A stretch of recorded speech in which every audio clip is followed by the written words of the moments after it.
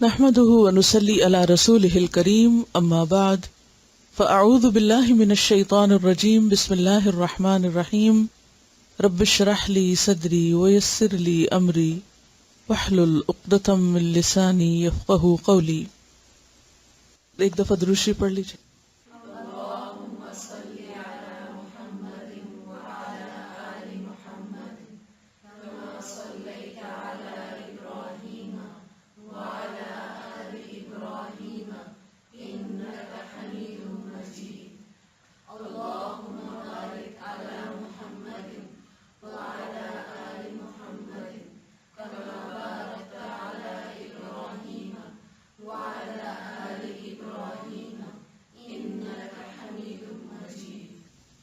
حسن اخلاق کی دعا پڑھیے.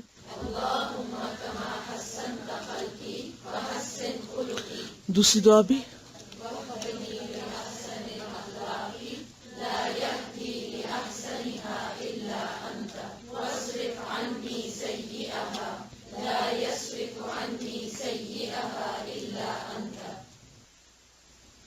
کل کیا پڑھا تھا ہم نے؟ صحیح طرح پروناؤنس کیجئے. میں اصل میں پروننسیشن سننا چاہ رہی ہوں کہ آپ لوگ کس طرح پروناؤنس کرتے ہیں ایک لفظ کو. مزاح پڑھنے کے بعد غور کیا اس پر آپ نے؟ کوئی واقعہ سنائیے مزاح کا. پڑھنے کے بعد اب تک مزاح کا کوئی واقعہ، کوئی سچویشن، کوئی چیز جو آپ کی طرف سے ہوئی ہو یا آپ نے مشاہدہ کی ہو اور اس میں کوئی چیز حق کے خلاف نظر آئی ہو. یعنی یہ ہوم ورک ہے ایک طرح سے، یہ ایکسرسائز ہے. پڑھے ہوئے پر غور کرنا، واپس جا کر اس پر دھیان رکھنا اور اس کو نہ بھولنا. یہ بیسیکلی ریوائز کرنا ہے اس علم کو جو عمل میں لانا ہے. کوئی چیز یہ بتا رہی ہے کہ کل انہوں نے کسی کی کوئی بات ان کی نقل اتار کر کرنا چاہی تو انہیں فوراً بات یاد آ گئی اور پھر انہوں نے دوسروں سے بھی شیئر کیا کہ ایسا نہیں کرنا. پچھلے ہفتے کے لیکچر میں جو اہم ترین بات قابل غور تھی وہ یہ ہے کہ نبی صلی اللہ علیہ وسلم کی جو اگزامپلز ہیں ہمارے سامنے مزاح کی اور خوش طبعی کی اور دل لگی کی، وہ ہمارے لیے بھی ایک اگزامپل ہے. اور بعض اوقات کھیل دل لگی میں ایک شخص دوسرے پہ پانی پھینک رہا ہے یا کوئی ایسی چیز پھینک رہا ہے، اس میں بچوں کو عام طور پہ دیکھا ہوگا آپ نے، کوئی بھی چیز ان کے ہاتھ میں تو ایک دوسرے پہ پھینکنے مارنے لگتے. تو ایز لانگ ایز کوئی چیز کسی کو ہرٹ نہ کرے، حد سے بڑی ہوئی نہ ہو، تو اس میں کوئی حرج نہیں ہے. دلیل کیا ہے اس کی؟ ایک دلیل تو یہ کہ آپ صلی اللہ علیہ وسلم اور حضرت عائشہ کے درمیان پانی کے چھینٹے کا تبادلہ ہوا تھا. یہ جو واٹر گیم ہوتی ہے اس کو اگر حد کے اندر رہ کے کیا جائے تو کوئی حرج نہیں ہے اس میں. دوسری دلیل، صحابہ کرام ایک دوسرے کی طرف خربوزے پھینکا کرتے تھے. یہ نہیں پتہ چلتا کٹے ہوئے تھے یا ثابت تھے، لیکن اس سے مجھے جو میرے امیجنیشن میں آیا وہ یہ کہ اگر بال کی شکل میں ایک دوسرے کی طرف پھینک رہے ہیں، اچھا میں پھینکتا ہوں تم پکڑ کے دیکھو، یہ نشانہ بعض اوقات ہم کرتے ہیں ایک دوسرے کی طرف پھینکنے کا. اور یہ بھی ہو سکتا ہے کہ اس کا چھلکا پھینکا ہو یا انیہا بطیخ کا لفظ آتا ہے، یہ تبادحون بطیخ، اور تبادح میں ایک دوسرے کی طرف مارنا یا پھینکنا، یہ بھی کھیلنے کی ایک قسم. دین کی جو روح ہے وہ نہیں ہے. یا تو ہم دین کے نام پہ بہت زیادہ سنجیدہ ہو جاتے ہیں یا پھر حد سے بڑھ جاتے ہیں دوسری طرف. تو دونوں کے بیچ میں رہنے کی ضرورت ہے. آج کا سبق پچھلے ہفتے کے سبق کا تتمہ ہے. تتمہ کا کیا معنی ہوتا ہے؟ تتمہ لکھیں گے کیسے؟ تا تا میم ہا، تمت کلمات ربک جیسے آتے ہیں نا. التبسم مسکراہٹ، اسمائل. اس کا مادہ ہے با سین میم. بسم یبسم بسمن، مسکرانا. باسم کہتے ہیں مسکرانے والے کو. بعض لوگ نام بھی رکھتے ہیں باسم، بہت خوبصورت نام ہے. بسام بھی ہوتا ہے فعال کے وزن پر، بہت زیادہ مسکرانے والا. اسی طرح بشاشت کا لفظ بھی آتا ہے ایک، اور بشاشت کا لفظ جو ہے وہ مسکراہٹ سے زیادہ وسیع ہے. ہنس مکھ ہونا، کشادہ روح ہونا، خوش ہونا. تبسم نام بھی ہوتا ہے اور تبسم کا معنی بھی مسکرانا ہے، اور یہ ابتسام اس کا مصدر بنتا ہے. ابتسام باب افتعال سے، مادہ وہی ہے بسم، اور بسمتن بھی کہتے ہیں. بسمہ بھی نام ہوتا ہے، بعض لوگ اس کو بسمہ کہتے ہیں، حالانکہ وہ اصل میں کیا ہے؟ بسمہ. بسمتن یعنی مسکراہٹ، اسمائل. ان عبد اللہ بن الحارث بن جزء یقول ما رأيت احدا كان اكثر تبسما من رسول الله صلی اللہ علیہ وسلم رواہ احمد.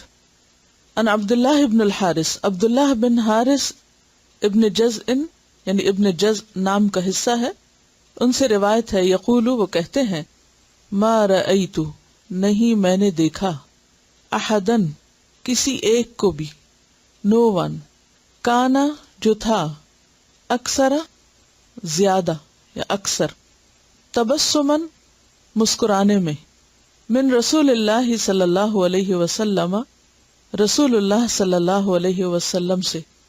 رواہ احمد، اس کو مسند احمد میں روایت کیا گیا یا امام احمد نے اپنی کتاب مسند میں اس کو روایت کیا ہے. سیدنا عبداللہ بن الحارث بن جزء رضی اللہ تعالی عنہ کہتے ہیں، میں نے رسول اللہ صلی اللہ علیہ وسلم سے زیادہ کسی کو مسکراتے ہوئے نہیں دیکھا. ایک دوسری حدیث سے پتہ چلتا ہے کہ آپ صلی اللہ علیہ وسلم سے بڑھ کر غم اور دکھ اور تکلیفیں کسی پر نہیں آئیں. تو اس سے کیا پتہ چلتا ہے کہ آپ کا مسکرانا کسی خاص خوش کن کیفیت کی وجہ سے نہیں ہوتا تھا، بلکہ آپ ہر حال میں مسکرایا کرتے تھے. وہ کیا چیز ہے جو انسان کو ہر حال میں مسکرانے پہ مجبور کرتی ہے یا ہر حال میں مسکرانا سکھا دیتی ہے؟ کیونکہ مسکرانا صرف ظاہری فعل نہیں ہے، صرف چہرے پر منہ کا کھولنا یا ہونٹوں کو تھوڑا پھیلا لینا ہی مسکرانا نہیں ہے، بلکہ مسکرانا دل کی کیفیت کا ایک عملی اظہار ہے. اگر انسان کا دل خوش نہ ہو تو انسان مسکرا نہیں سکتا. اور ایک مسکراہٹ وہ ہوتی ہے جو انسان تکلفاً اپنے اوپر طاری کرتا ہے، اور ایک وہ ہوتی ہے جو عادتاً ہوتی ہے. تو مسکراہٹ عادت کب بنتی ہے؟ جب انسان خوشی اور غم، دکھ اور تکلیف، اچھے اور برے، ہر حال میں مسکرانا جانے. اور ہر حال میں مسکرا کون سکتا ہے؟ جو اللہ کی نعمتوں پر نظر رکھے، جو اس پر نظر رکھے جو اس کو ملا ہے، جس کے اندر ایک سینس آف اچیومنٹ ہو، احساس یافت ہو کہ میں نے کچھ پایا ہے، میرے پاس بہت کچھ ہے. احساس محرومی کا شکار انسان مسکرا نہیں سکتا. اس کے چہرے پر تلخی اور مایوسی اور نا امیدی اور ایک غم کی سی کیفیت ہوگی. مومن کا غم اس کے دل میں ہوتا ہے اور چہرہ اس کا مسکراتا رہتا ہے. اور یہ صرف اس وقت ہو سکتا ہے جب انسان کے اندر پازیٹیو تھنکنگ ہو، مثبت سوچ ہو، جب انسان اپنے بارے میں اللہ کی طرف سے آئی ہوئی نعمتوں کے بارے میں غور کرے، اپنے دل ہی دل میں ان کی طرف توجہ دے، جب انسان کے دل میں دوسروں کی بھلائی ہو، دوسروں کی خیر خواہی ہو. ایک مسکراہٹ وہ ہوتی ہے جو تنہائی میں بھی ہوتی ہے، یعنی تنہائی میں بھی انسان مسکراتا رہتا ہے. اور تنہائی میں مسکرانا کس کے لیے ہے؟ اللہ کے لیے، کہ اللہ مجھے دیکھ رہا ہے. اور یہ مسکرانے کی عادت کب بنتی ہے؟ جب انسان کے اندر اللہ کی دی ہوئی نعمتوں پر خوشی کا ایک احساس ہوتا ہے. مثلاً اگر آپ اللہ تعالیٰ کی کسی بھی نعمت پر سوچنا شروع کر دیں، اور سب سے بڑھ کر نعمت ہدایت پر اور مختلف مواقع پر اللہ سبحانہ وتعالیٰ کی طرف سے جو رہنمائی ہمیں ملتی ہے، اس کے ملنے پر، اس کے پانے پر، تو آپ دیکھیں گے کہ خود بخود آپ کے اندر ایک مسکرانے کی کیفیت جنم لے گی. پھر آپ کو مسکراہٹ اپنے اوپر طاری نہیں کرنی پڑے گی، مسکراہٹ کا خول نہیں چڑھانا پڑے گا، اس کے لیے ایک شعوری کوشش نہیں کرنی پڑے گی، بلکہ آپ کے مزاج کے اندر وہ چیز شامل ہو جائے گی. یہی وجہ ہے کہ نبی صلی اللہ علیہ وسلم ہمیشہ مسکراتے رہتے تھے. ایک اور حدیث میں آتا ہے، حضرت ابو درداء سے حضرت ام درداء روایت کرتی ہیں. ام درداء کون تھی؟ فقیہہ خاتون تھی، صحابیہ تھی، بہت سمجھدار تھی، بہت جاننے والی تھی. ان کے شوہر ابو درداء بھی بہت اچھے صحابی تھے. وہ کہتی ہیں کہ میں اپنے شوہر کو دیکھتی کہ جب بھی وہ کوئی بات بیان کرتے نبی صلی اللہ علیہ وسلم کی تو مسکرانے لگتے، یعنی جب بھی وہ کوئی حدیث سناتے یا حدیث روایت کرتے تو مسکراتے۔ میں نے ان سے پوچھا کہ آپ خاص طور پر حدیث سناتے وقت کیوں مسکراتے ہیں؟ تو مسند احمد ہی کی روایت ہے، وہ کہتے ہیں ما رأیت رسول اللہ صلی اللہ علیہ وسلم یحدث حدیثا الا تبسم فی حدیثہ، ما رأیت نہیں میں نے دیکھا، یہ کون کہہ رہے ہیں؟ ابو درداء، رسول اللہ اللہ کے رسول صلی اللہ علیہ وسلم کو یحدث حدیثا کہ وہ کوئی حدیث بیان کر رہے ہوں، کوئی حدیث سنا رہے ہوں، کوئی بات کر رہے ہوں، الا تبسم مگر یہ کہ وہ مسکراتے تھے فی حدیث ہی اپنی بات میں۔ تو جب میں آپ کی بات کرتا ہوں، آپ کی بات آگے روایت کرتا ہوں تو صرف الفاظ کو روایت نہیں کرتا بلکہ عمل کو بھی روایت کرتا ہوں۔ اگر سارے دیندار لوگ صرف اس ایک حدیث پر عمل کرنے لگے کہ نبی صلی اللہ علیہ وسلم کی باتوں کو آگے بیان کرتے وقت مسکرانے لگے تو کون دین سے بھاگے گا؟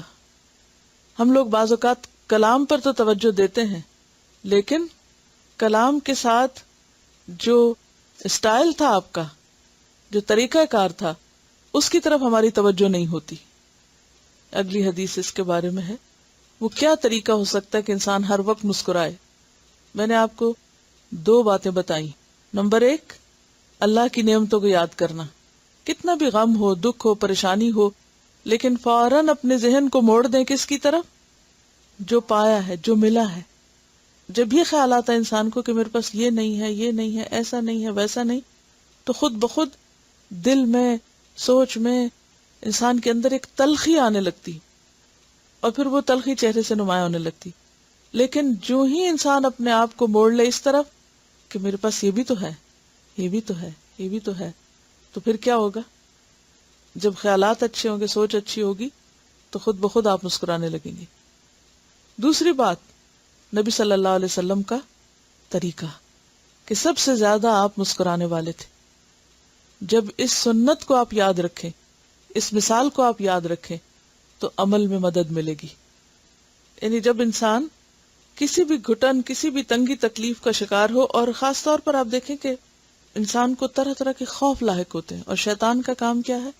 انسان کو خوف زدہ کرنا، مایوسی پیدا کرنا، کہ دیکھو تمہارے پاس یہ نہیں تو تمہارا کیا بنے گا، تمہارے پاس وہ نہیں تو اب تمہارا کیا ہوگا۔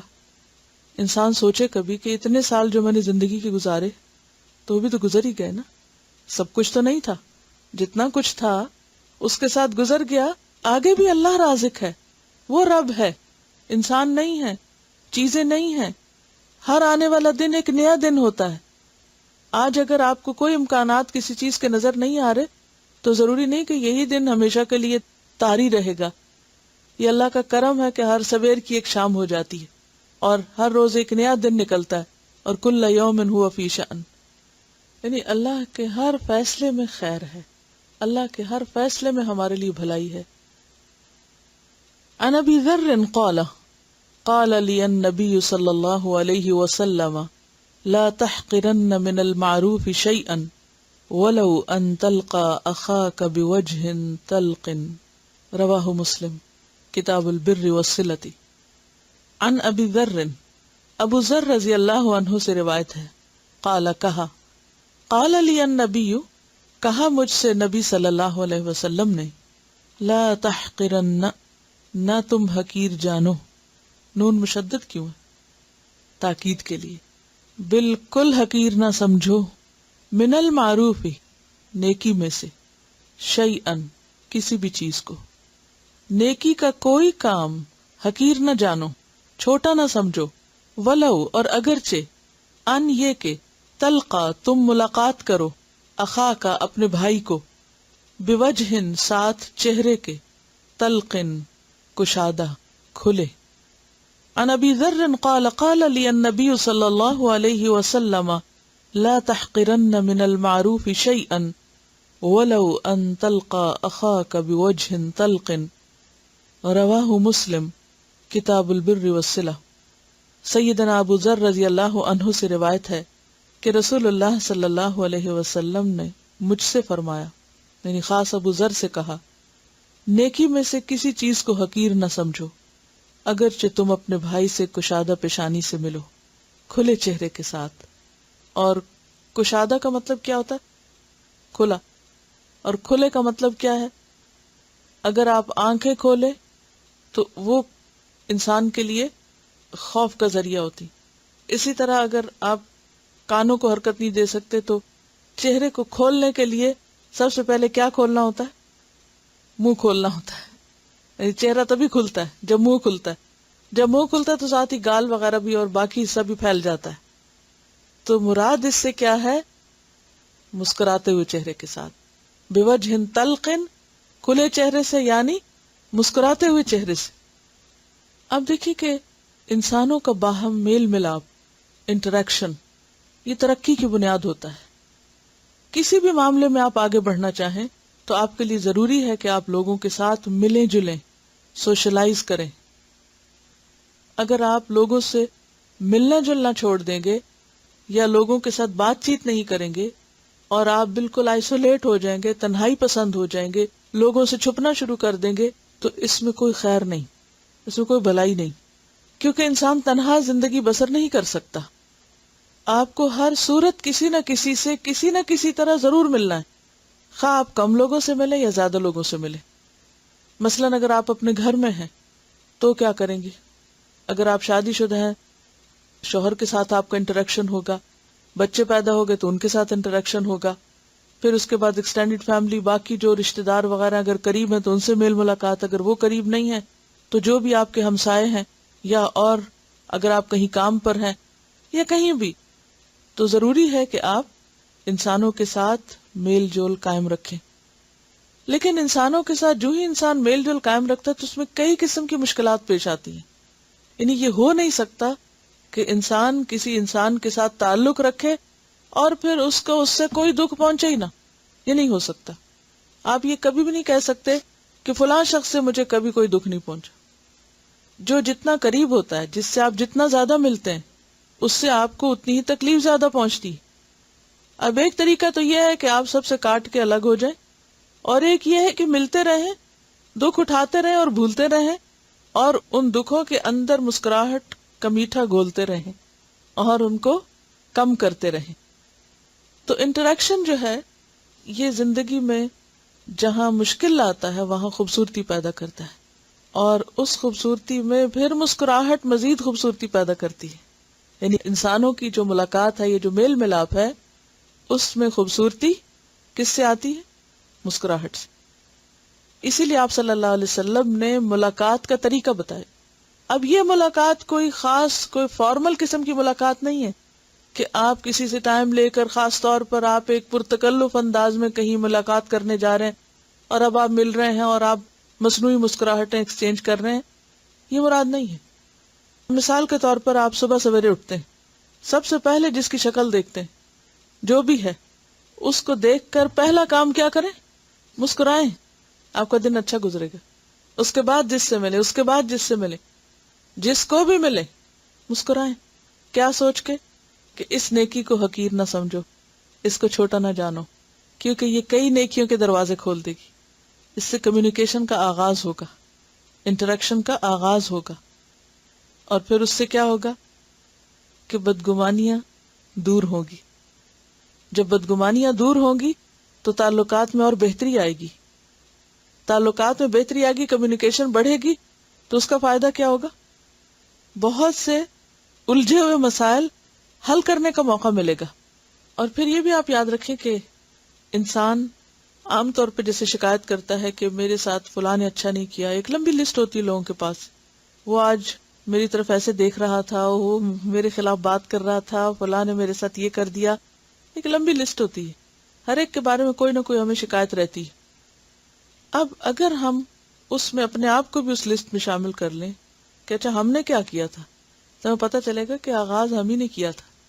اگر کوئی ہمیں دیکھ کے نہیں مسکرایا تو میرا کیا فرض بنتا تھا؟ مجھے آغاز کر لینا چاہیے. کیونکہ یہاں پر کیا کہا جا رہا ہے؟ وَلَوْ أَن تَلْقَى، تم ملو.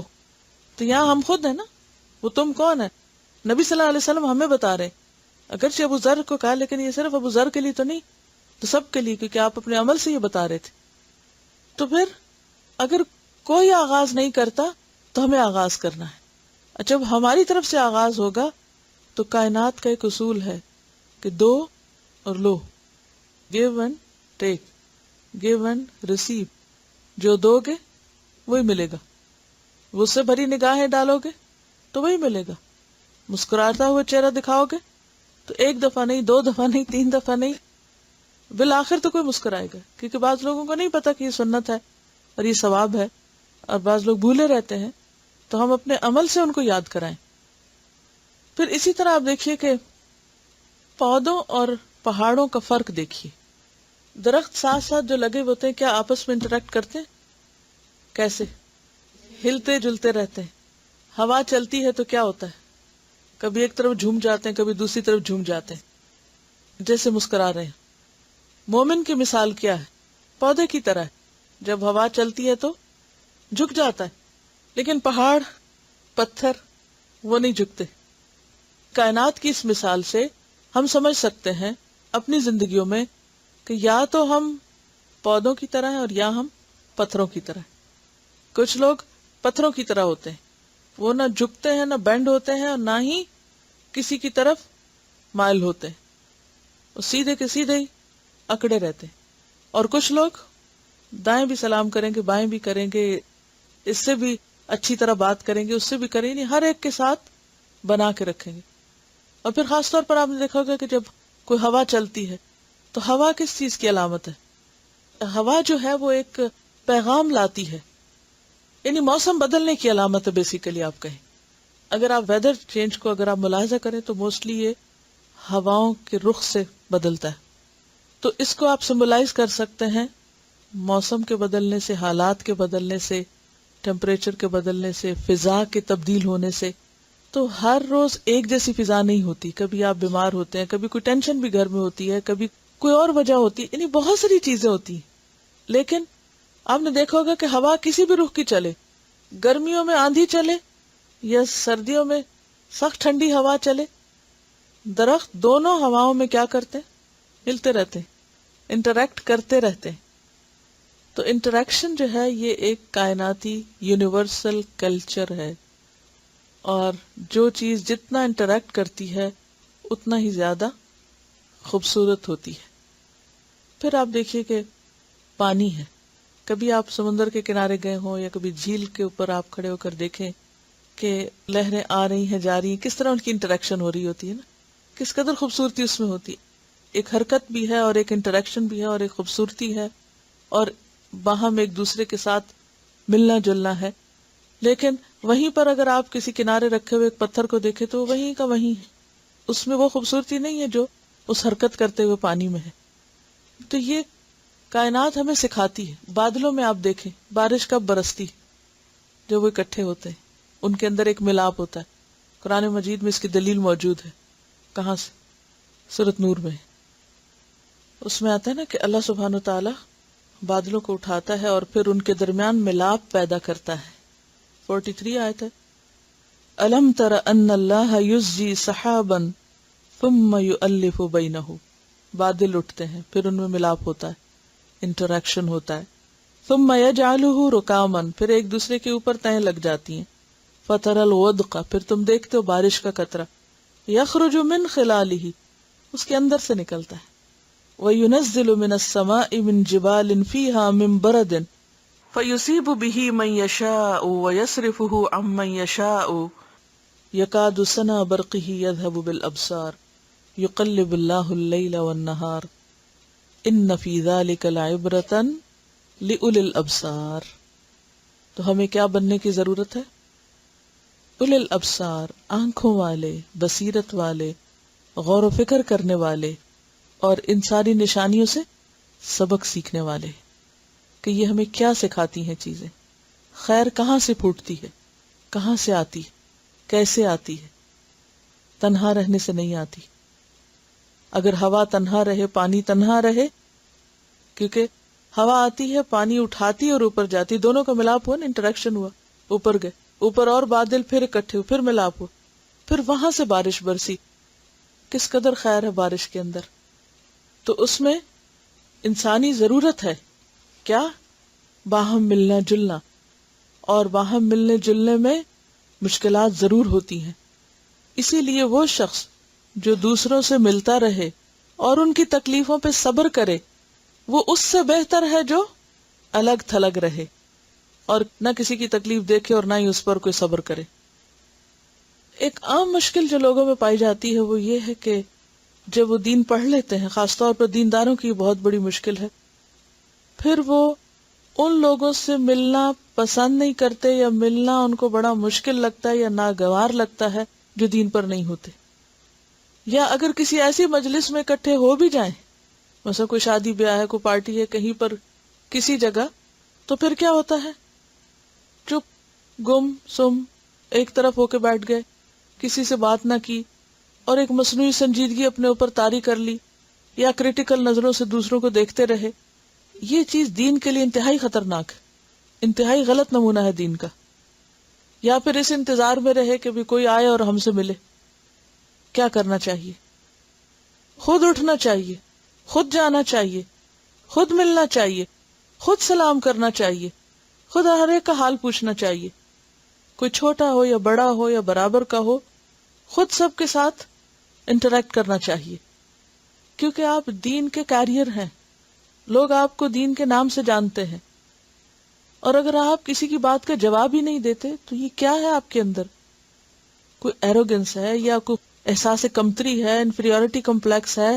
یہ کیا مسئلہ ہے کہ یہ اب نارمل بہیویئر ہوتا ہے؟ دس از اب نارمل. وہ بھی انسان ہے. اللہ کے رسول صلی اللہ علیہ وسلم کیا کیا کرتے تھے؟ اب میں نے آپ کو مثال سنائی تھی ایک صحابی کی جن کا نام ظاہر تھا، جو ایک گاؤں میں رہتے تھے اور سیاہ فام تھے، کالے رنگ کے تھے، اور آپ صلی اللہ علیہ وسلم کو گاؤں سے کچھ نہ کچھ بھیجتے رہتے تھے ہدیتاً، اور وہ اپنی چیزیں بھی لا کے بیچا کرتے تھے. تو اب کیا ہوا کہ وہ آئے اور بازار میں کچھ بیچ رہے تھے، تو انہوں نے نوٹس نہیں کیا. نبی صلی اللہ علیہ وسلم نے ان کو دیکھا.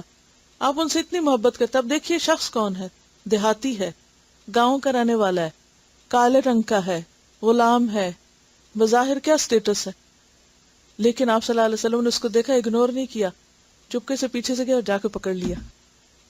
تو آپ نے فرمایا کون مجھ سے اس کو خریدے گا؟ وہ بازار میں تھے، تو ظاہر ہے لوگ خریدنے بیچنے والے جا رہے تھے، کون اسے مجھ سے خریدے گا؟ تو اسے پتہ چلا کہ اچھا اللہ کے رسول ہیں. کہلا کہ اللہ کے رسول صلی اللہ علیہ وسلم اگر آپ نے مجھے بیچا تو آپ گھاٹے میں رہیں گے، آپ کو کچھ نہیں ملے گا. اس سے آپ اندازہ لگائیں کہ ان معاشرتی سٹیٹس ان کا کیا تھا، جو وہ خود کہتے ہیں کہ اگر آپ مجھے بیچیں گے تو آپ گھاٹے میں رہیں گے، کچھ نہیں ملے گا مجھے بیچ کے. تو آپ نے فرمایا نہیں، تم بڑے قیمتی ہو، تم اللہ کے نزدیک کم قیمت نہیں ہو، انت غال، اللہ کے یہاں تم بڑے مہنگے ہو. ہم نے کبھی کسی کے ساتھ کیا ایسے؟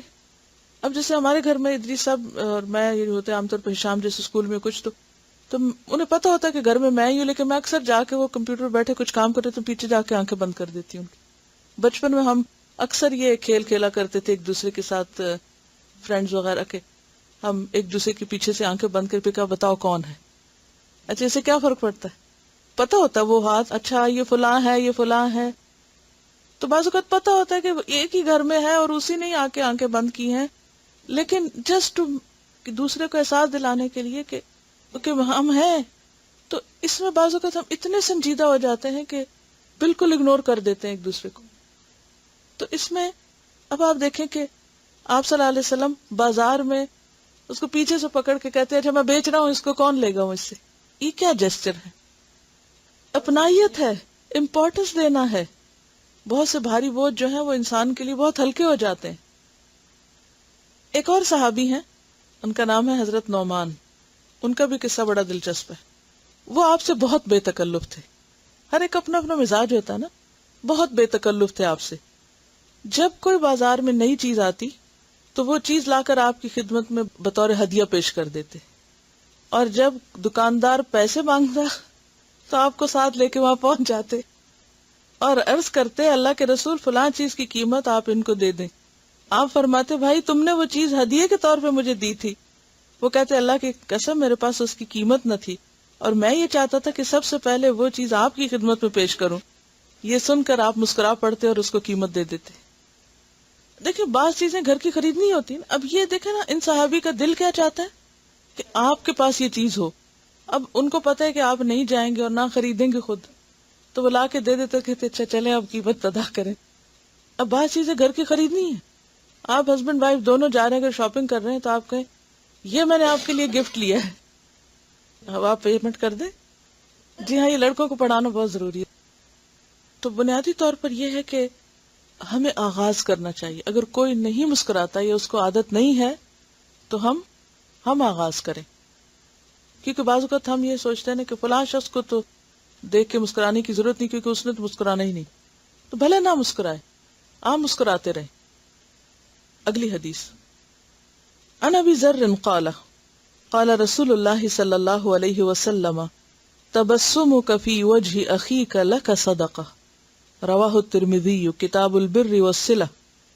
سیدنا ابو ذر رضی اللہ عنہ سے روایت ہے, کہتے ہیں کہ رسول اللہ صلی اللہ علیہ وسلم نے فرمایا تبسمک تمہارا مسکرانا, فی وجہ اخیک تمہارے بھائی کے چہرے میں, لکا تمہارے لیے صدقۃ صدقہ ہے.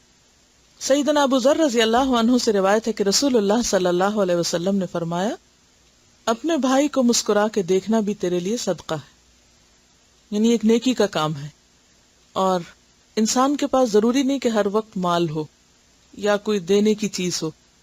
ایک چیز جس کے دینے میں کچھ بھی خرچ نہیں آتا بلکہ دینے والے کو ہی اس کا فائدہ پہنچتا ہے, وہ مسکراہٹ ہے. اور پھر جب آپ نے یہ فرمایا کہ اس کو چھوٹا نہ سمجھو, کم نہ سمجھو, حقیر نہ سمجھو, تو معلوم نہیں قیامت کے دن صرف ایک مسکرانے کی نیکی جو ہے ہو سکتا ہے وہی بخشش کا ذریعہ بن جائے. لیکن یہ یاد رکھیے کہ مسکراہٹ حقیقی ہو. دو طرح کی مسکراہٹیں ہوتی, ایک ہوتی ہے فیک, جس میں صرف انسان مصنوعی طور پر کچھ منہ کھول لیتا ہے, پتہ چل جاتا ہے, اس کو پروفیشنل اسمائل کہتے ہیں, تجارتی. لیکن ایک ہوتی ہے حقیقی مسکراہٹ. اور جو حقیقی مسکراہٹ ہوتی ہے وہ انسان کے نہ صرف یہ کہ ہونٹوں پہ ہوتی ہے بلکہ اس کے ساتھ ساتھ اس کی آنکھوں سے بھی اور اس کے باقی جسم کے اعضاء سے بھی پتہ چل رہی ہوتی ہے, پوری شخصیت کی نمائندگی کر رہی ہوتی ہے, اس کے دل کا حال بیان کر رہی ہوتی ہے. اور اسی لیے آپ نے دیکھا ہوگا کہ بعض جو میتیں ہوتی ہیں مرنے کے بعد بھی ان کے چہرے پہ مسکراہٹ محسوس ہوتی ہے, کیونکہ اگر زندگی میں عادت ہوگی تو موت کے وقت بھی انشاءاللہ اور مرنے کے بعد بھی اگر دل صاف ہو تو حقیقی مسکراہٹ آتی ہے. پھر آپ کو تکلف کرنے کی ضرورت نہیں ہوتی, کیونکہ جب آپ کے دل میں دوسروں کے خلاف باتیں ہوتی ہیں تو پھر آپ کے لیے خود کو پش کرنا پڑتا ہے, اور پھر بعض اوقات وہ پھر اوپر سے ہوتی ہے, اس کا وہ اثر نہیں ہوتا کہ جو ہونا چاہیے. اور اس کے کچھ فائدے بھی بتائے جاتے ہیں کہ انسان کے مزاج پر, جسم پر مسکراہٹ کے کیا فائدے ہیں, یہ آپ کو بتائیں گے.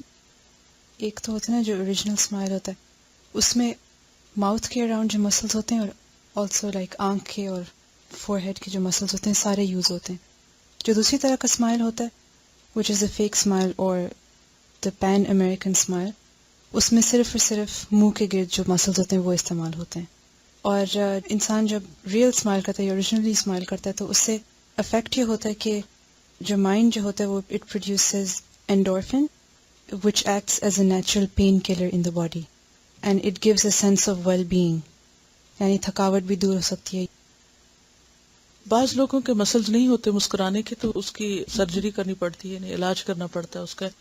یہ کتنی اللہ کی نعمت ہے کہ اس نے ہمیں ایک چیز دی ہے اور ہم اس کو استعمال ہی نہیں کر رہے. اور خاص طور پر جو مسکرانا صدقہ ہے, یہ کتنی خوبصورت بات ہے. اس سے پتہ چلتا ہے کہ ایک انسان کتنا نفع بخش انسان ہے, یعنی فائدہ دینے والا ہے.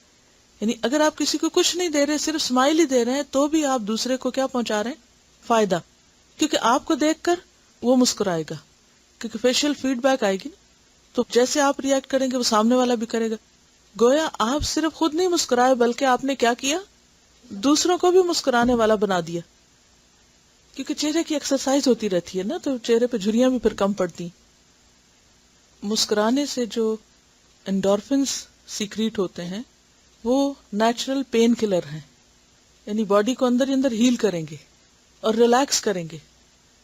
ایک اور بات یہ ہے کہ یہ سوشل انٹیلیجنس کی علامت بھی ہے. لکھ لیجیے, یہ ورڈ کی ورڈ ہے, سوشل انٹیلیجنس. انٹیلیجنس کی کئی قسمیں ہیں. اور یہ ایک سوشل انٹیلیجنس، یعنی کہ کون شخص سوشلی کتنا انٹیلیجنٹ ہے. اور خاص طور پر اگر آپ دین کا کام کرنا چاہتے ہیں تو آپ کو اس انٹیلیجنس کی بہت ضرورت ہے.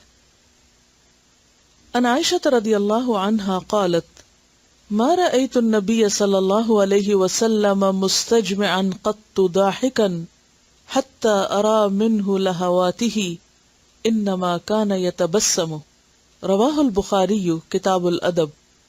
ان عائشہ رضی اللہ عنہا، عائشہ رضی اللہ عنہا سے روایت ہے، قالت کہتی ہیں، ما رأیت نہیں میں نے دیکھا، النبی نبی صلی اللہ علیہ وسلم کو، مستجمعا جمع کرتے ہوئے، یعنی بہت زیادہ، قط کبھی بھی، ضاحکن ہنستے ہوئے، یعنی اچھی طرح پورے طور سے کھل کر ہنستے ہوئے نہیں دیکھا کہ جس میں ٹھٹا ہو یا کہکہا ہو. کہکہا لگاتے ہوئے میں نے نہیں دیکھا کبھی بھی. جہاں آپ سب سے زیادہ مسکرانے والے تھے وہاں آپ نے کبھی کہکہا نہیں لگایا کہ آواز کے ساتھ بہت زور زور سے ہنسے ہوں، کیونکہ وہ ایک دوسری ایکسٹریم ہو جاتی ہے نا. حتی ارا یہاں تک کہ میں دیکھوں منہ آپ سے لہوات ہی آپ کے حلق کا کوا. لہوات جو ہے یہ لہات کی جمع ہے. لہات کہتے ہیں حلق کے اندر وہ ایک چیز لٹکی ہوئی ہوتی ہے نا، کوا بولتے ہیں اس کو، گھنڈی بھی بولتے ہیں پنجابی میں اس کو. تو آپ صلی اللہ علیہ وسلم یعنی پوری طرح منہ کھول کے اور بہت شور کر کے ہنسا نہیں کرتے تھے، بلکہ آپ مسکراتے تھے. انما کان یتبسم، بے شک آپ مسکراتے رہتے تھے. میں نے یہ ترجمہ کیوں کیا ہے؟ رہتے تھے، مسکراتے رہتے تھے. کانا. سیدہ عائشہ رضی اللہ عنہا نے بیان کیا ہے کہ نبی کریم صلی اللہ علیہ وسلم کو اس طرح کھل کر کبھی ہنستے نہیں دیکھا کہ آپ کے حلق کا کوا نظر آنے لگتا ہو. آپ صلی اللہ علیہ وسلم صرف مسکراتے تھے، یعنی مسکرانے میں اعتدال. جیسا کہ ایک دوسری حدیث میں آتا ہے، حضرت ابو ہریرہ رضی اللہ تعالیٰ عنہ کی حدیث ہے، آپ صلی اللہ علیہ وسلم نے فرمایا اقلہ، اور ایک اور روایت میں آتا ہے لا تکثروا. اقلہ کا مطلب قلیل کرو، لا تکثروا الضحک، بہت زیادہ مت ہنسو. فإن کثرة الضحک تمیت القلب، کیونکہ بہت زیادہ ہنسنے سے دل مردہ ہو جاتا ہے. آپ نے دیکھا ہوگا کہ جب آپ بہت زیادہ کہکہے لگا لیں یا بہت زیادہ ہنس لیں تو اس کے فوراً بعد وہ جو خاموشی کا وقفہ ہوتا ہے اس میں ایک اداسی بھی ہوتی ہے اور ایسا لگتا ہے جیسے کوئی چیز کھو سی گئی ہو. لیکن اگر آپ مسکراتے رہیں تو مسکراہٹ کے اینڈ پر آپ کو ایک خوشی سی محسوس ہوتی رہے گی، یعنی وہ کنٹینیوس پروسیس ہوگا. جبکہ ایکسٹریم رویے کیا ہوتے ہیں؟ یا بہت سنجیدہ، کوئی بات ہی نہیں کرنی، اور یا پھر خوب شور مچا کے ہنسنا، اور اس کے بیچ میں کوئی چیز نہیں. تو یا ادھر یا ادھر، یہ پسندیدہ صورتحال نہیں ہوتی. اصل پسندیدہ چیز کیا ہے؟ درمیان میں رہے انسان، اعتدال میں رہے. میں ایک لیکچر سن رہی تھی، فائز سیال پاکستان میں ایک بہت ہی اچھے ایک اسکالر کہہ لیجیے، ایک ریسرچر. تو ان کا ایک لیکچر میں سن رہی تھی، وہ کہتے ہیں کہ ہم نے اپنی زندگی سے اعتدال ختم کر دیا ہے. وہ ایک پروگرام پہ تبصرہ کر رہے تھے کہ میں ایک پروگرام دیکھ رہا تھا اور اس میں 200-300 لوگ ایک ہال میں بیٹھے ہوئے تھے اور میں سب کے چہروں کو غور سے دیکھ رہا تھا اور یوں لگتا تھا جیسے پریشانیوں میں ڈوبے ہوئے چہرے ہیں اور معلوم نہیں کسی سے لڑ جھگڑ کر آئے ہیں، کیونکہ کسی کے چہرے پر بھی مسکراہٹ نہیں تھی. یعنی اتنے سارے آڈینس میں اسپیچز دیتے ہیں مختلف جگہوں، کہتے کہیں کوئی مسکراہٹ نہیں تھی. اور تھوڑی دیر میں کوئی بات ایسی ہوئی جو مسکرانے کی تھی تو لوگ اس طرح لوٹ پوٹ ہو کر ہنس رہے تھے کہ جیسے کبھی انہوں نے کوئی غم نہ دیکھا ہو. تو میں پریشان ہو گیا کہ یہ کیا دو رویے ہیں.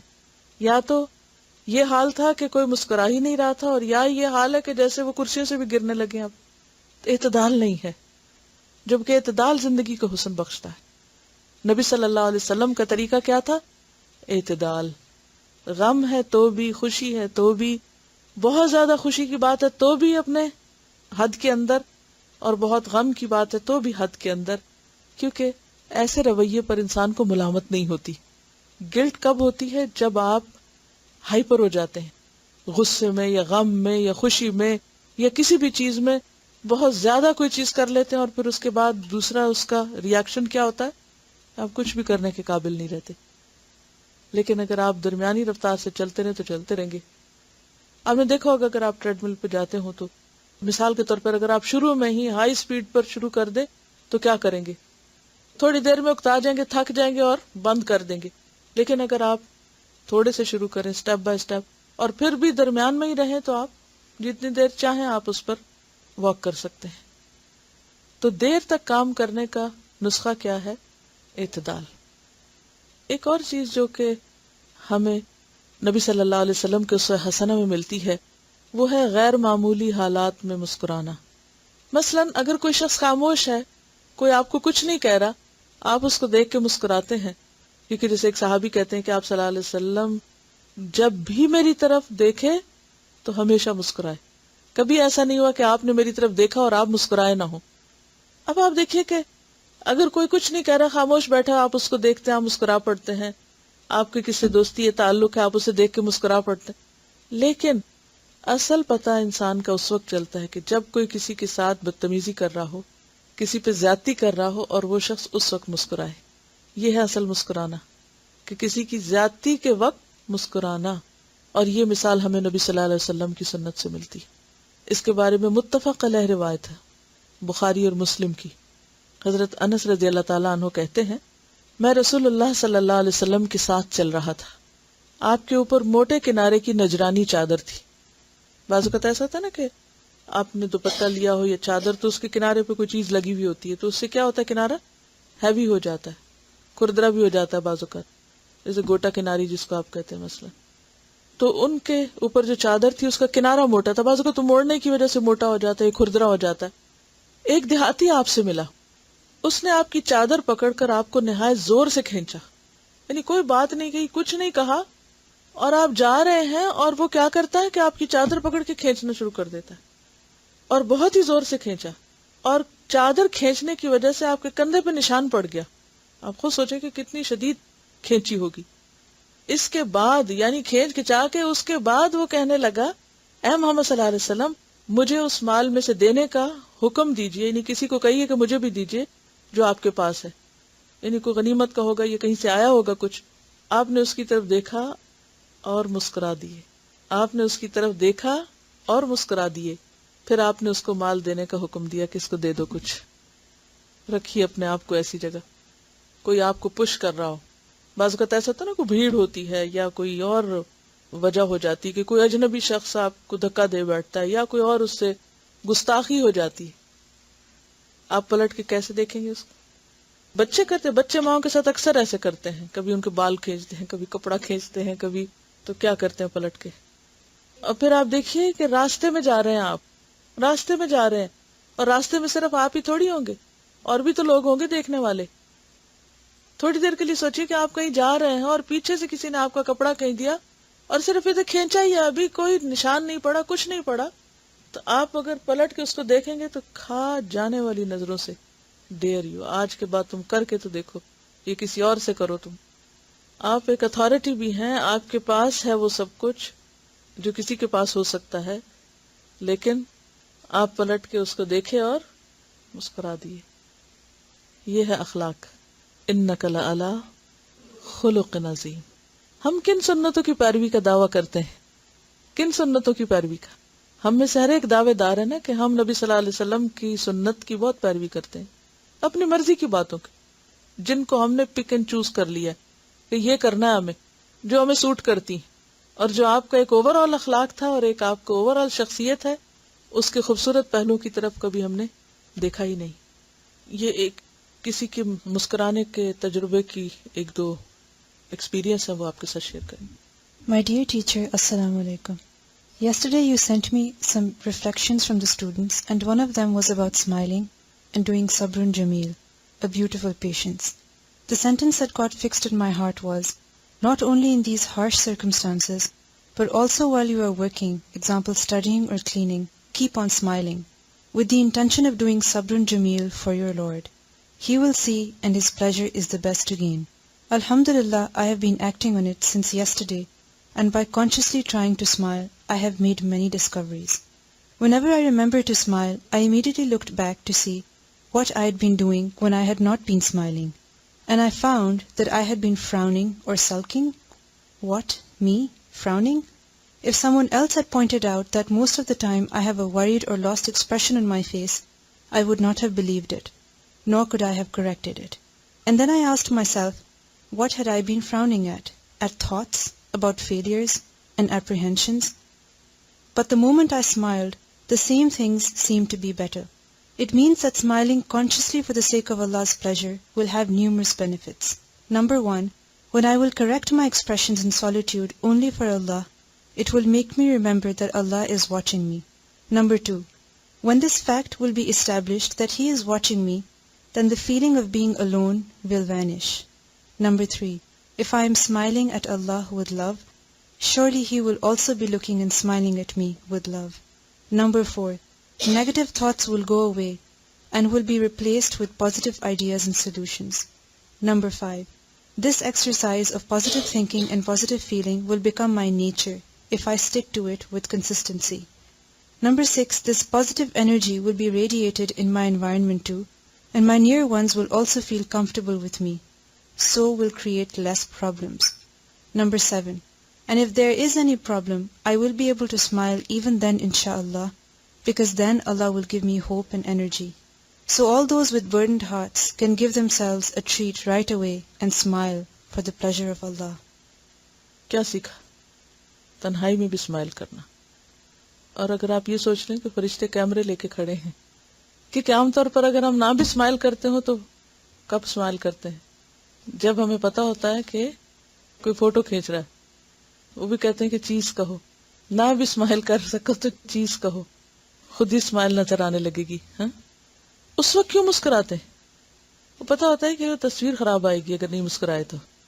امپریشن ڈالنے کے لیے، دوسروں پر ایک امپریشن بنانے کے لیے نا. کیونکہ انسان کی فطرت میں ہے مسکرانا، اس لیے بچہ بھی مسکراتا ہے پیدا ہونے کے بعد. یعنی اس کو کوئی سکھاتا نہیں ہے. آنکھیں بند ہوتی ہیں اور بچہ مسکرا رہا ہوتا ہے، اور سوتے ہوئے بھی مسکراتا ہے. فیٹس بھی اسمائل کرتا ہے. ریسرچز بتاتی ہیں کہ فیٹس بھی اسمائل کرتا ہے. تو یہ تو اللہ نے ہماری فطرت میں رکھ دیا ہے. یہ الگ بات ہے کہ ہم اپنی فطرت مسخ کر دیں. سوچ کے بدلنے سے بہت کچھ بدل جاتا. دین کا ایک ایسا نمونہ نہ پیش ہو کہ دین نے ان کو یہ سکھایا یا قرآن پڑھ کے ان کا حال یہ ہو گیا ہے، کیونکہ اس سے آپ نہیں بلکہ وہ قرآن یا وہ جو دین ہے وہ بدنام ہوگا. اس میں یہ ہے کہ اسمائل کی ڈگریز ہوتی ہیں نا، اور سٹائل ہوتے ہیں. ایک اسمائل تنزیہ بھی ہوتی ہے، اور ایک ریڈیکیول کرنے والی بھی ہوتی ہے، اور ایک خیرخواہی والی بھی ہوتی ہے، اور ایک دوسرے کو کام ڈاؤن کرنے والی بھی ہوتی ہے، ریلیکس کرنے والی ہوتی ہے. تو جب آپ اپنے اندر کی فیلنگز کے ساتھ مسکرائیں گے اس کو فائدہ پہنچانے کے لیے، تو انشاءاللہ وہ ایسا نہیں محسوس کرے گا. اٹ ڈپینڈس کہ وہ سٹائل کیا ہے. ایک چھوٹا سا اور بھی right up. Yesterday I had started on my program of conscious smiling, in which I tried to smile even when I didn't feel like it, and was being irritated by some trivial things. This was a part of my self-development plan to smooth out the patches of not very good behavior, especially with my sons, who test my patience to the limits at times. I found that acting on the sunnah of the Prophet ﷺ has a lot of benefits. Number 1, it puts your mind in the right perspective. Number 2, it is an instant tool to see the absurdity of getting angry at such a little thing. Number 3, you instantly start feeling good even if you are alone and smile to yourself. Number 4, if there is someone receiving that smile, then the effects are multiplied. Number 5, you can teach others to keep a cool head by just a smile instead of a long lecture. Number 6, the best thing is that it's difficult to stay angry when you smile. Number 7, you cannot smile and scold at the same time. Number 8, even if you don't see any positive outcome, you feel good that you are trying to follow your beloved Rasul sallallahu alaihi wasallam, and you will get an ajr in the akhirah. The list is endless, and as I thought about it, I realized that no sunnah of our Prophet sallallahu alaihi wasallam is as simple as it appears on the surface. Each and every aspect is full of volumes of hikmat. That is what makes it so adorable. Lots of love and smiles. تو activity کیا ہے کہ ایک تو مسکرانے کی شعوری کوشش، اور اسی طرح ایک سٹیکی نوٹ کے اوپر کسی اور اینڈ پہ لکھ کے مسکرانا لگا دیں تاکہ ریمائنڈر ہو، کیونکہ ہم بھول جاتے ہیں نا. کسی ایک نوٹ پہ لکھ کے کسی دروازے پہ کسی جگہ پر جہاں آپ سمجھتے ہیں کہ آپ کو مسکرانے میں مشکل پیش آتی ہے وہاں لگا دیں. یعنی کہ اسمائل جو ہے وہ ایک خاموش ایکشن ہے نا. جسٹ خاموش، لیکن اس کے اندر کیا کچھ ہے، صرف ایک حکم. اور میں عام طور پر جب یہ لیکچر پریپیئر کرتی ہوں نا تو میں مختلف کتابیں دیکھتی ہوں. جیسے آج میں نے سیرت صحابہ پہ 3 کتابیں دیکھی، عربی میں ہیں. تو اس سے میں یہ دیکھتی ہوں کہ اچھا صحابہ کی زندگی کا کوئی واقعہ مل جائے کہ جس میں وہ ان کے مزاح یا اسمائل یا اور اس طرح کی چیزیں. تو اس ایک چیز کو دیکھتے ہوئے میں دیکھ رہی تھی کتنا کچھ، یعنی آج مجھے بہت شدت سے احساس ہوا کتنا کچھ ہے کرنے والا. میں تو صرف ایک چیز ڈھونڈ رہی ہوں اور پوری کتاب میں سے مجھے کوئی اتنی سی چیز ملتی ہے، لیکن اتنی ساری چیزیں ہیں جو ہمیں پتہ بھی نہیں ہے اور ہم کرتے بھی نہیں ہیں. تو صحابہ کرام کی زندگی جو ہے وہ ہمارے لیے ایک بہترین نمونہ ہے رسول اللہ صلی اللہ علیہ وسلم کے بعد، کیونکہ اہدنا الصراط المستقیم صراط الذین انعمت علیہم میں بھی آتے ہیں. پھر اولئک الذین ہداہم اللہ، یہ وہ لوگ ہیں جن کو اللہ نے ہدایت دی. رضی اللہ عنہم ورضوا عنہ. تو ان کی زندگی کی جو عملی مثالیں ہیں بہت ہی ہیلپ فل ہوتی. ایک اور کام جو آپ ہوم ورک کے طور پہ کریے وہ ہے سواری پہ مسکرانا. سوار ہو کے، یعنی ڈرائیونگ سیٹ پہ آپ بیٹھ گئے ہیں اس وقت مسکرا کے چلنا، یعنی سٹارٹ لیتے ہوئے مسکرانا. اور اس کے لیے بھی حدیث ہے. حدیث کیا ہے؟ حضرت علی رضی اللہ تعالیٰ عنہ کے پاس ایک دفعہ ایک سواری لائی گئی. آپ نے اس پر سوار ہونے کے لیے جب رکاب پہ قدم رکھا تو پڑھا بسم اللہ. جب سوار ہو چکے تو کہا الحمدللہ. پھر یہ دعا پڑھی سبحان الذی سخر لنا ھذا وما كنا له مقرنین وإنا إلی ربنا لمنقلبون. پھر حضرت علی رضی اللہ تعالیٰ عنہ نے 3 مرتبہ الحمدللہ کہا، 3 دفعہ اللہ اکبر کہا، پھر پڑھا سبحانک انی ظلمت نفسی فاغفر لی فإنہ لا یغفر الذنوب الا انت. راوی کہتے ہیں کہ اس دعا کو پڑھنے کے بعد حضرت علی رضی اللہ تعالیٰ عنہ کھلکھلا کے ہنسے، یعنی اچھا خاصا ہنسے. میں نے بے موقع ہنسنے کی وجہ دریافت کی کہ یہاں تو ہنسنے والی کوئی بات نہیں تو آپ کیوں ہنسیں؟ فرمایا حضرت صلی اللہ علیہ وسلم نے بھی اس طرح دعا پڑھی تھی، یعنی جیسے میں نے پڑھی، اور پھر آپ مسکرا دیے تھے. میں نے آپ سے مسکرانے کی وجہ پوچھی، یعنی حضرت علی نے نبی صلی اللہ علیہ وسلم سے، تو آپ نے فرمایا اللہ تعالیٰ اپنے بندے کے یہ کہنے پر کہ خدایا تیرے سوا میرے گناہوں کو کوئی معاف نہیں کر سکتا، خوش ہو کر فرماتے ہیں کہ میرا بندہ یہ جانتا ہے کہ میرے سوا کوئی دوسرا اس کے گناہوں کو نہیں بخش سکتا. یعنی جب بندہ استغفار پڑھتا ہے تو اللہ تعالیٰ مسکراتا ہے. تو اللہ تعالیٰ کے خوش ہونے پر نبی صلی اللہ علیہ وسلم خوش ہوئے، مسکرائے، یعنی خاص طور پر اس موقع پر. اب یہ کمیونیکیشن کس کے ساتھ ہو رہی ہے؟ دل ہی دل میں.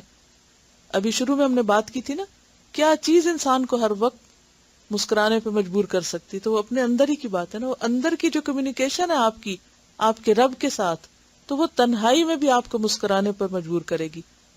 وہ آپ سواری پہ بیٹھ کے بھی مسکرائیں گے، آپ کوئی بھی کام کریں گے تو جتنے اچھی اچھی باتیں یاد آئیں گی اللہ سبحانہ و تعالیٰ کے ساتھ تعلق کے اوپر مبنی، تو انشاءاللہ تعالیٰ پہ مسکرانے میں مشکل نہیں ہوگی. لیکن جب انسان کو اللہ سے کچھ شکوہ ہو یا ناراضگی ہو یا ناشکری کی کیفیت ہو تو پھر مسکرانا مشکل لگتا ہے. اگر کسی وقت بھی مشکل لگے تو فوراً سوچیں کہ یہ ناشکری ہے، یہ ناشکرے پن کا ایک رویہ ہے کہ میں مسکرا نہیں سکتی. بعض اوقات کوئی ہمیں کہے نا مسکراؤ تو ہم اور غصہ کرتے ہیں کہ مت کہو کہ مسکراؤ، تمہیں نہیں پتا کہ میرا حال کیا ہے، تم پہ وہ گزرا ہی نہیں. حضرت براء بن عازب کو حضور صلی اللہ علیہ وسلم سے والہانہ محبت تھی اور آپ کی ہر ادا کو دل و جان سے عزیز رکھتے اور اس پر عمل کرتے. ایک دفعہ ان کا ایک شاگرد ملاقات کے لیے حاضر ہوا. کس کا؟ براء بن عازب کا. تو انہوں نے خود آگے بڑھ کر سلام کیا. یعنی استاد کا کام صرف یہ نہیں کہ وہ انتظار کرے اچھا میرا شاگرد مجھے سلام کرے، بلکہ کیا ضروری کہ خود آگے بڑھ کر سلام کر لے. خود آگے بڑھ کر سلام کیا، پھر شاگرد کا ہاتھ اپنے ہاتھ میں لے کے مسکرانے لگے، یعنی سلام کرتے ہوئے مسکرانے لگے. پھر فرمایا جانتے ہو میں نے ایسا کیوں کیا؟ شاگرد نے عرض کیا آپ ہی فرمائیں. فرمایا ایک مرتبہ رسول اللہ صلی اللہ علیہ وسلم کو ایسا کرتے ہوئے میں نے دیکھا تھا، اور اس پر آپ صلی اللہ علیہ وسلم نے مسکراتے ہوئے یہ ارشاد بھی فرمایا تھا کہ اگر 2 مسلمان بغیر کسی ذاتی غرض کے، بغیر کسی لالچ اور غرض کے ایک دوسرے کو اس طرح ملے، یعنی مسکراتے ہوئے ملے. اس طرح کا اشارہ کس چیز کی طرف تھا؟ مسکرانے کی، یعنی خوش ہو کر ملے، یعنی یا مصافحہ کریں تو اللہ تعالیٰ دونوں کو بخش دیتا ہے.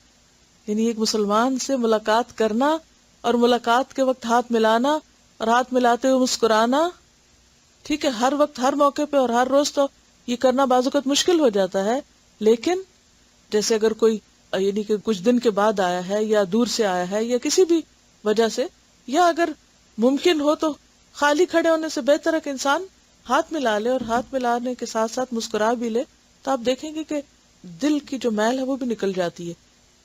تو یہ وہ راز ہے جو بنیاد ہے اچھے تعلقات کی. یعنی مسکرانا اگر دیکھا جائے تو پورے اس میں پرسپیکٹو میں دراصل کیا ہے؟ اچھے تعلقات کا راز، انٹریکشن کی خوبصورتی اور انٹریکشن کی مضبوط بنیاد. ایک اور موقع، ایک مرتبہ نبی صلی اللہ علیہ وسلم کو اپنی حجامت کروانا تھی، یعنی بال کٹوانا تھے. تو سفر میں ایک صحابی آپ کے ساتھ تھے، تو آپ نے ان کو بلوایا. وہ حاضر ہوئے اور اپنا سر مبارک آپ نے اس کے سامنے کیا کہ اچھا تم اب کرو حجامت. اور مسکراتے ہوئے مزاحن فرمایا، بھائی تم کو اللہ کے رسول نے اپنے سر پر اس حال میں قابو دیا ہے کہ تمہارے ہاتھ میں اس طرح ہے. یعنی میرا سر تمہارے ہاتھ میں اور تمہارے ہاتھ میں اس طرح ہے. تو اس پر اس نے عرض کیا، میرے ماں باپ آپ پہ قربان ہو، اللہ کا مجھ پر احسان ہے کہ اس نے مجھ جیسے کو آپ کے بال تراشنے کی سعادت بخشی ہے. اور یہ صحابی معمر بن عبداللہ تھے، مسند احمد نے اس کو روایت کیا ہے. تو اس سے کیا پتہ چلتا ہے کہ روزمرہ کے چھوٹے چھوٹے کاموں میں، ڈرائیونگ کرنے لگے ہیں، سواری پہ بیٹھے ہیں، سوار ہوئے ہیں، کوئی بھی کام کر رہے ہیں، تو اس میں کوئی بہانہ ڈھونڈ لیجیے مسکرانے کا. حضرت ام قیس کا ایک واقعہ ہے چھوٹا سا. ام قیس کا بیٹا فوت ہو گیا، تو وہ اس میں بہت ایک طرح سے بدحواس ہو گئی، کیونکہ بعض اوقات بدحواسیاں بھی مسکراہٹ کا سبب بن جاتی نا. تو جو بیٹے کو غسل دے رہا تھا ان سے کہنے لگی، میرے بچے کو ٹھنڈے پانی سے غسل نہ دینا ورنہ یہ مر جائے گا. آپ صلی اللہ علیہ وسلم کو یہ بات پہنچی تو آپ مسکرا دیے اور ان کو طویل عمر کی دعا دی صحابیہ کو. چنانچہ ان خاتون نے تمام عورتوں سے زیادہ عمر پائی. اب آپ دیکھیے کہ بعض اوقات انسان سے ایسے بدحواسی کے واقعات ہو جاتے ہیں، اگر ہمیں پتہ چلے تو ہمارا تبصرہ کیا آتا ہے؟ بے وقوف، احمق، یہ کوئی بات تھی کرنے کی. نبی صلی اللہ علیہ وسلم نے جب سنا، اور آپ دیکھیے کہ بظاہر اس میں مسکرانے کا کوئی موقع لگتا نہیں کہ اب بیٹا فوت ہو گیا ہے اور اس موقع پر ایسے یعنی گھبراہٹ میں الفاظ منہ سے نکل گئے ہیں، کیونکہ ماؤں کو ہر وقت بچوں کی فکر ہوتی ہے نا. ایک ماں کا دل ہے نا، بچے کو کوئی اٹھائے، بچے کو کوئی نہلائے، کوئی کچھ کرے تو ہم ساتھ ساتھ بولتے چلے جاتے ہیں، دیکھو اس کو یہ نہیں کھلانا، اچھا وہ نہیں کر، انکانشیسلی کچھ کچھ کہہ رہے ہوتے ہیں. تو ان کے منہ سے بھی اسی طرح نکل گیا. تو بعض اوقات انسانوں سے بدحواسی میں بہت کچھ منہ سے نکل جاتا ہے. تو ایسی چیزوں کو چھیڑ بنانے کی بجائے یا کسی کا مذاق اڑانے کا ذریعہ بنانے کی بجائے یا اس کے اوپر اس طرح کے کمنٹ پاس کرنے کی بجائے دعا دینی چاہیے. سبحانک اللہم و بحمدک نشہد ان لا الہ الا انت نستغفرک و نتوب الیک. السلام علیکم و رحمۃ اللہ وبرکاتہ.